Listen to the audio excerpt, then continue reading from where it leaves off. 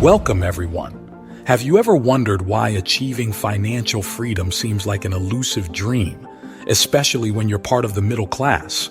Join me on this journey as we uncover the surprising truth behind why so many of us struggle to build wealth.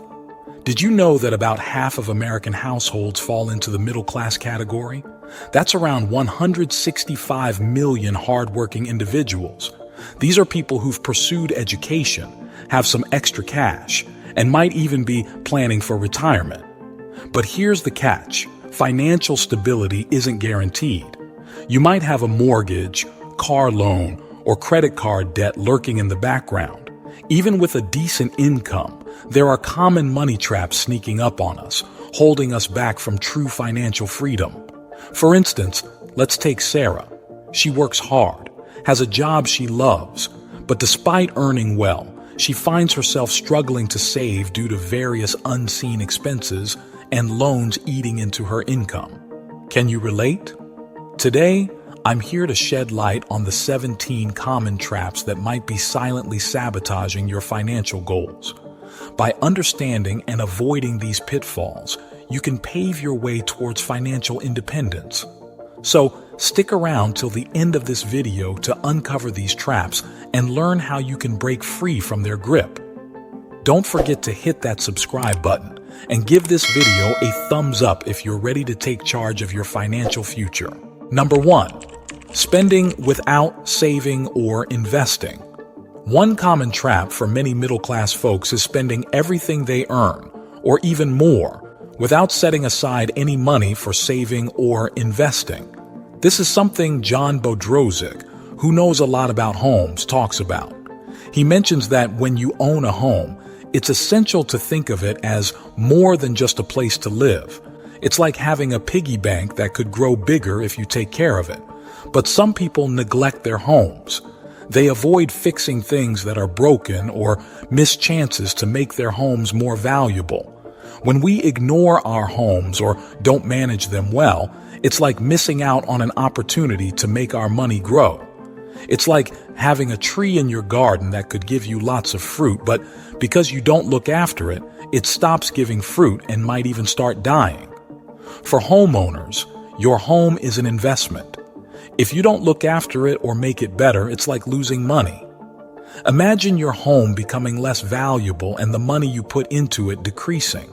It's like having a jar that's supposed to grow, but instead, it shrinks. So, the trick is to think of your home as something that can grow your money.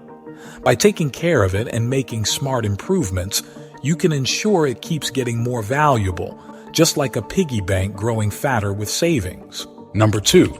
Renting instead of buying. Renting a home has its good points, like being flexible, but it also has a downside. When you rent, the money you pay for rent goes entirely to the landlord. It doesn't help you build wealth. It's like spending money without getting anything back. According to Bodrozic, who knows a lot about homes, buying a home is different. When you buy a home, it's like investing in something that can make you wealthier over time. Homes generally tend to become more valuable, which means your investment grows. However, it's important to understand that not all homes increase in value the same way. Some might grow more in value than others. So, just like any investment, it's essential to think about how much money you might get back from a property before buying it. Imagine buying a toy that might become more valuable in the future.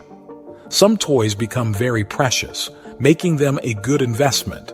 But not all toys become valuable, so it's important to choose carefully. For people in the middle class, not realizing the power of investing in real estate and not keeping an eye on how much your home is worth can stop you from moving up financially. So, while renting might seem easier at first, buying a home can be like planting a seed that grows into something more valuable over time, helping you build wealth instead of just spending money. But remember, not all homes make the same amount of money, so choose wisely. Number 3, neglecting health and insurance. Taking care of your health and having good insurance is a lot like having a safety net. When you're healthy and have the right insurance coverage, it's like having a shield that protects your savings. Imagine it as a strong defense against unexpected medical bills. These bills can be quite expensive and could eat away at your savings, making it harder to save money for your future goals. But when you invest in good health by taking care of yourself and ensuring you have suitable insurance, it's like having a safety barrier. It helps you cover these surprise medical costs, keeping your savings secure and allowing you to keep working towards your financial goals without these health-related expenses causing major financial stress. Number 4, settling for the status quo. When people start earning more money, they sometimes get comfortable and decide to stay where they are. This happens a lot, especially in the middle class. Dr. Enoch Omalolu, who knows a lot about money, talks about this trap. He says it's like reaching a point where you think, I'm doing okay now. I'm as financially secure as my neighbors, maybe even better off than many others. So, you stop trying to do better. It's a bit like being in a race and getting to a place where you're not too far behind others. You might think, I'm good enough. I don't need to try harder. But the thing is, if you stop trying, you might miss chances to do even better. When people settle and stop pushing themselves, they might miss opportunities to grow their money more. It's like having a garden where your plants could grow taller, but you decide they're fine as they are, so they stop growing. For those aiming for wealth, settling too soon can hold you back. It's essential to keep that competitive spirit alive, always looking for ways to improve and grow your money. Think of it like climbing higher on a mountain.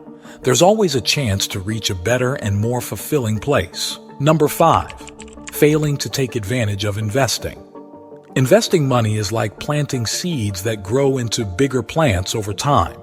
But for many in the middle class, investing might seem scary, especially after what happened in 2008, a time when things went wrong in the stock market.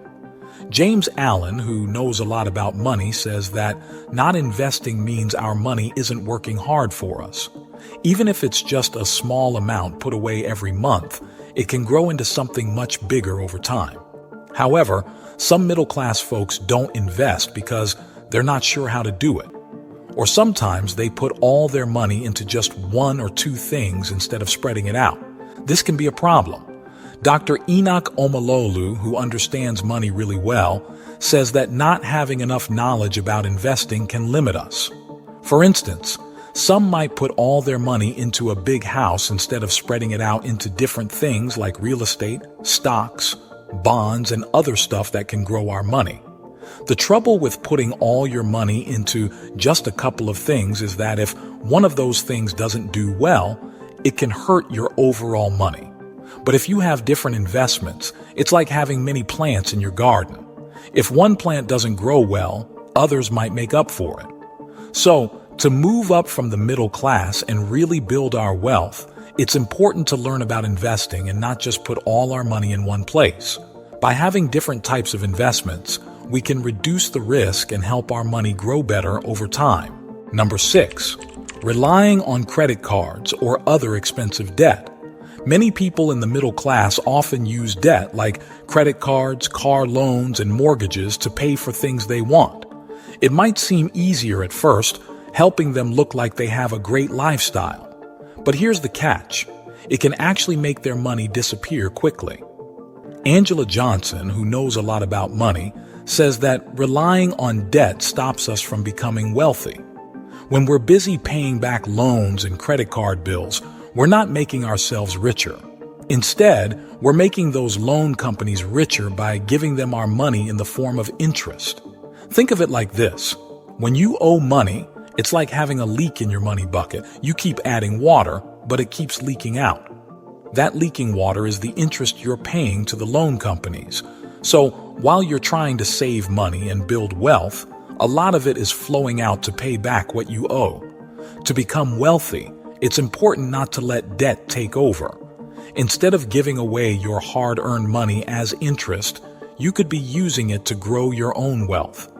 By managing debt carefully and trying not to owe too much, you keep more of your money to make yourself wealthier rather than making loan companies wealthier. Number 7, trying to keep up with the Joneses. Life often feels like being stuck on a wheel that keeps spinning but doesn't move us forward. That's what the middle-class money trap is all about. Here's what it looks like.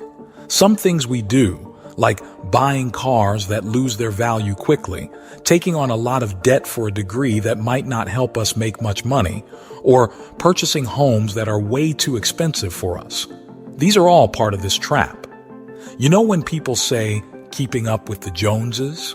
It means trying to have what others have, even if we can't really afford it. Sometimes we buy fancy stuff just to show off or fit in with others. It's like a game of appearances. But here's the tricky part. When we get caught up in this game, it often leads to spending more than we should, which means borrowing money and getting into debt. And that's where the problem starts. Imagine having to pay back money you borrowed for things that aren't helping you get ahead in life. It's like using all your money to pay for things you bought in the past instead of using it to build a better future. So when we spend too much and get into lots of debt, it's tough to save money for things that really matter, like your future or making your money grow. It's like being on a never-ending treadmill. You're moving, but you're not getting anywhere. This kind of pressure from society to have certain things or look a certain way can make it really hard to reach our big money goals. Goals like having enough for later in life or creating wealth that lasts a long time. So it's important to understand this trap, not get caught up in trying to impress others, and focus on making smart money choices that help us move forward instead of just spinning our wheels. Number 8. Relying on yourself for everything. When it comes to handling tasks, the middle class often believes they have to do everything on their own. This means they might not like the idea of asking for help or hiring others to do things for them. But it's different for the rich. According to Jania, the rich don't try to do everything themselves. They believe in delegating tasks and forming partnerships. This way, they can quickly earn more money and build wealth faster. It's like they have a team working with them.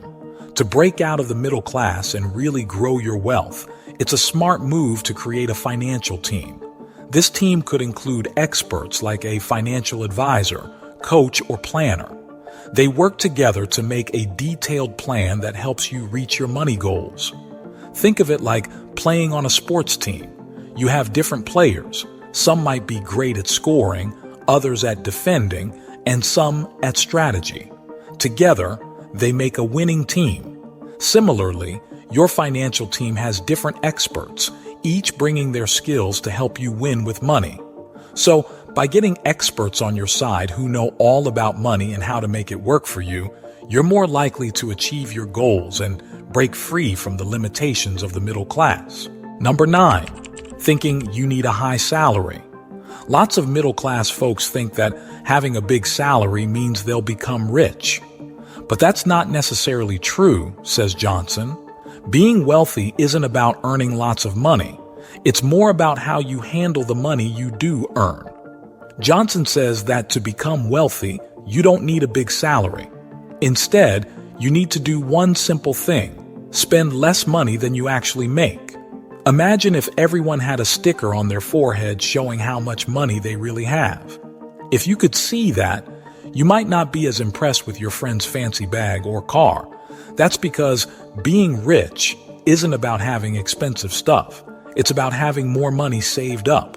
Wealthy people don't really care about fancy brand names. They don't want to spend lots of money on things just for the name. Instead, they think about something called opportunity cost. That means they think about what they could do with that money if they saved it instead of spending it on something expensive. It's a bit like having a choice between buying a really expensive snack or saving that money for something more important, like a cool toy you've been wanting for a long time. Wealthy people often choose to save for the important things rather than spending on something just because it's fancy. So, it's not about having a huge salary, but about being smart with the money you have. It's about spending less than you earn and not getting caught up in buying expensive things just for the name. That's a big part of how wealthy people grow their money. Number 10, having no long-term plan.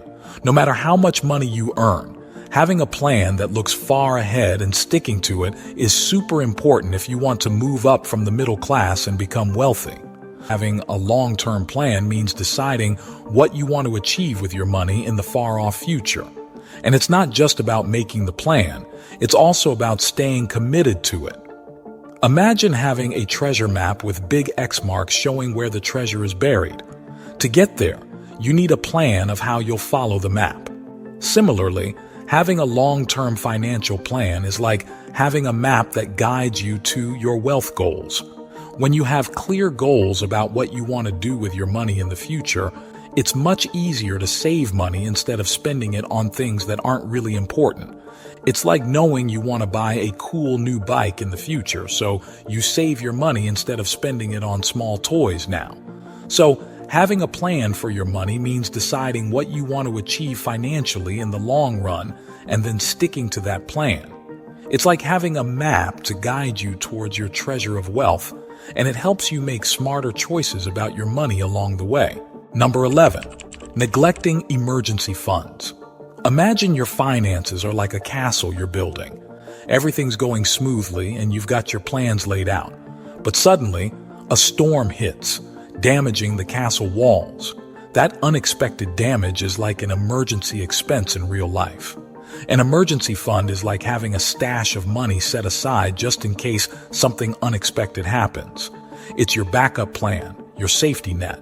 So, when a storm hits your finances, like a sudden car repair or a medical bill, you've got this fund to help fix the damage. Without this emergency fund, you might have to borrow money or use a credit card to cover these surprise costs. It's a bit like trying to fix the castle walls with unstable materials. It might hold for a while, but it's not the best solution. By having this safety net, you don't need to rely on borrowing money, which can put you in a tough spot later with added debts and interest to pay off. Instead, you can weather the financial storm more comfortably, using your emergency fund to cover those unexpected expenses without derailing your long-term financial plans. Number 12, ignoring continuous learning. Learning about money is like understanding how to take care of something important, much like learning to drive a car or caring for a pet. If you stop learning about how money works, it's a bit like forgetting to feed your pet or skipping driving lessons. It can slow down your progress. By staying updated on money matters, like knowing what's happening in the financial world and learning about different ways to handle your money, you're better equipped to make smart choices. For instance, understanding new investment strategies or being aware of market trends can help you make better decisions about where to put your money. Think of it as staying in the loop about money matters, much like keeping yourself informed about the weather to plan your day.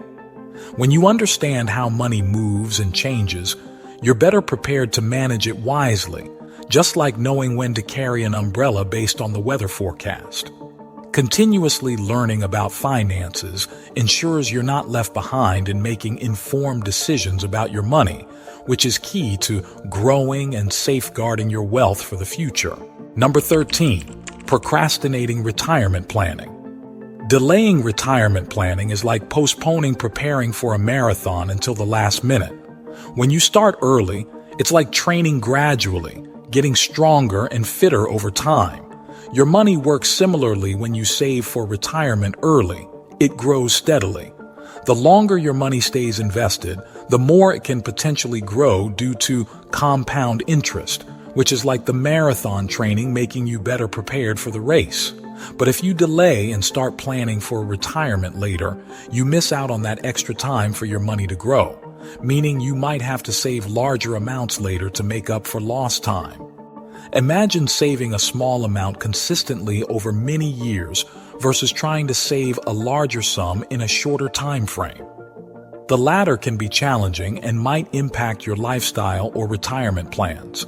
Starting early with even small contributions gives your money more time to grow, reducing the pressure of having to save huge amounts later on to meet your retirement goals.